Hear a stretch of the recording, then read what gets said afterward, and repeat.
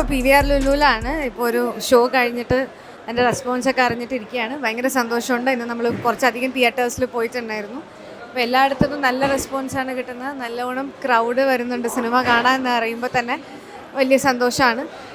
Cinema ഇതുവരെ കണ്ട എല്ലാവർക്കും ഒരുപാട് താങ്ക് യു.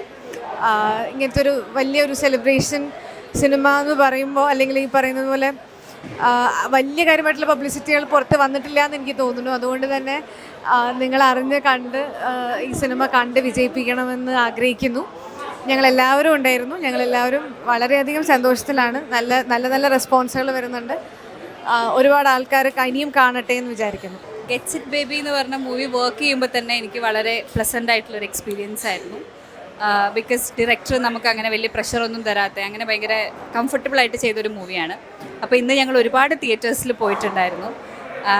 അപ്പോൾ ഭയങ്കര നല്ല എല്ലാവർക്കും ആക്ച്വലി ഞങ്ങൾ ഉണ്ണിയൊക്കെ കൂടിയാണ് പോയത്. അപ്പോൾ ഉണ്ണീനെ അവിടെ എക്സ്പെക്റ്റ് ചെയ്യാത്ത പോലെ അവർക്ക് പെട്ടെന്ന് ആ മൂവിയിൽ നിന്ന് ഇറങ്ങി ഒരു റിയാലിറ്റിയിലേക്ക് വരാൻ ബുദ്ധിമുട്ടുള്ള പോലെയൊക്കെയാണ് നമുക്ക് ഫീൽ ചെയ്തത്. ഭയങ്കര എല്ലാ കുടുംബ പ്രേക്ഷകർക്കും ഭയങ്കരമായിട്ട് സിനിമ ഇഷ്ടപ്പെടുന്നു. പലർക്കും പല രീതിയിൽ കണക്റ്റ് ആവണു.